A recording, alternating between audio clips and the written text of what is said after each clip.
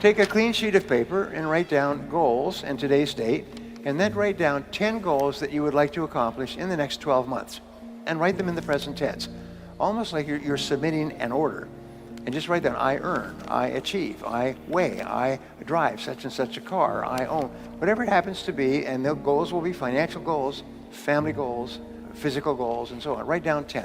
And then you take this list of 10, and you say, if I had a magic wand, and I could wave this magic wand, and I could have any one goal on my list within 24 hours, which one goal would have the greatest positive impact on my life? Which one goal? And go over it. And usually this will jump out at you. And put a circle around that goal. And that's a goal you transfer to a clean sheet of paper, and then you follow the 7 steps. Write it down, set a deadline, make a list of everything you have to do to accomplish it, organize the list into a checklist, take action, and then do something every day. If you'll just do this simple exercise, then you'll all be rich. I'll be rich. Nothing can stop you but yourself. I'm going to show you the recipes and the formulas that you can use. And sometimes it just takes one choice. And remember, 87% of millionaires and billionaires are self-made. They started with nothing. And nobody's smarter than you, and nobody's better than you.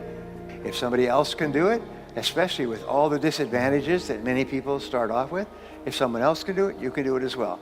That's the proof. Abraham Lincoln once said that some become wealthy is proof that all can become wealthy. So I wanted to share with you what I call the 7 C's. So the first C is the C of clarity. Clarity is my favorite word in success. It's my favorite word in business. I have done consulting for more than 1,000 corporations, large companies worldwide, companies like IBM and General Motors and PepsiCo and Bank of America. I mean, big companies. And what I found is in every single situation, problems occur when the company becomes unclear about what it is they're doing or how it is they're doing it. Basically, it's clarity, lack of clarity. Now, here's something else I learned, and they did a study of 50 owners of companies, successful owners of companies like yourselves. And they asked them, what is the very best time management or business tool that you've ever discovered? 49 out of the 50 held up a yellow writing pad. Yellow writing pad, sort of like this. And this is what they did. This is how they planned their day.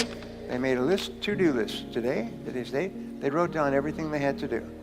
They always work from a list. If you don't work from a list, it's very much like taking your hands off the wheel of your car, going down a winding road in the mountains. What happens is your life's going to go up and you're instantly going to start doing irrelevant and unimportant and useless things. And at the end of the day, you'll be exhausted and you'll have accomplished nothing. The most powerful tool in the world is you, a pen, and a piece of paper. This is the greatest wealth creator in the world. The second C is the C of competence. And the C of competence says, it's very simple, is that you can only earn a lot of money if you're very good at what you do. And so one of the most important things you do is you break down your work into skills. And you say, what are the most important skills I need to have to be successful? And there's recruiting is a very important skill. Training is an important skill. Managing, motivating is an important skill. Leading, supervising, important skills. So what you do is you think, what are the skills that I will need to be in the top 10% of my field? You don't have to be in the top 1%. Just be in the top 10%, because there are no successful people who are not good at what they do. They are good at what they do, and they are good at what they do because they work at it all the time. Whether you're in sports or whether you're in music or chess or anything else, there's a wonderful study. Basically what it said was studying the most successful people is that these people spend far more hours becoming good at what they do than average people. The other people don't do it. And that everybody has natural abilities, but the ones who use those abilities transform themselves by really, really working hard at becoming good, one skill at a time. This is another thing that's really important. Don't try to be good at everything, because what happens is you just break down. You just overwhelm yourself and you'll just give up. And you say, oh, I tried that before. I had an experience, which I'll pass on to you. When I was a young man, I was in my 20s, and I was in sales, and I was in cold calling sales, knocking on doors every day. And I was making one or 2 sales a week. I was living in a little rooming house with a bed and a floor and a little bathroom, and I was struggling. I could tell you within a dollar how much money I had in my world at that time, because it was less than a dollar. And I worked, get up at 5 or 6 o'clock in the morning. I'd be waiting at 8 o'clock in the morning when people came to work. I would knock on doors, office doors and business doors all day long. And then in the evenings, I'd go out and knock on homes and apartments. And I would make call after call after call. I made hundreds of calls and with no sales.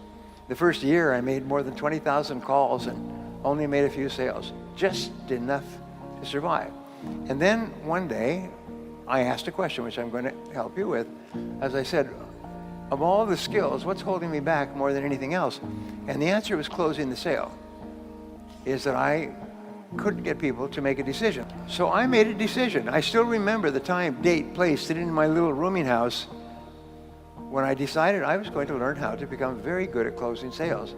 And I began to read everything I could find. I sent away for books. I did everything I could find to study the psychology and the techniques and methods of closing sales. In 1 year, my income went up 10 times.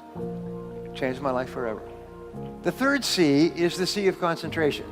And these are not necessarily in order, but in a way these are. The C of concentration is your ability to focus, which we've talked about before. It's your ability to focus single-mindedly on one thing at a time and to work on that one task until it's complete. And to discipline yourself not to do anything else or to become distracted by emails and bells and bips and noises and things like that. It's just your ability to focus like a laser beam on a single task. Start and finish your most important task. Number 4 is constraints. Between where you are today and where you want to be sometime in the future, a goal, is there is always one constraint or choke point that determines the speed at which you get from here to here. That's the constraint. So the art of life is to identify the constraints that are holding you back from achieving the goal that you want to achieve. So you say to yourself, all right, you want to achieve a particular goal. So you ask yourself, what is the one factor that determines the speed at which you achieve that goal? And don't try to change the world. Try to change one thing, one factor. Try to alleviate the one factor, and that'll change your whole life. It's unbelievable. So number 5 is continuous learning and development, is dedicate yourself to becoming better and better at what you do. It must be a part of your life. You must breathe in, breathe out, and learn new things. Self-made millionaires, self-made billionaires spend 60 to 90 minutes every day studying their field, reading new material. Warren Buffett was just relegated from number 3 to number 4, richest man in the world. And Warren Buffett reads 500 pages a day. He reads all the time, and he's one of the richest men in the history of the world. And he and his partners all say the same thing. You've got to read. Read and learn all the time. And one idea can make you rich. So just keep flooding your mind with new ideas. Number 6 is commitment. There's no success without commitment, without you putting your whole heart into what you're doing and putting your whole heart into what you're doing for a long time. But if you do, there is no limit on what you can accomplish.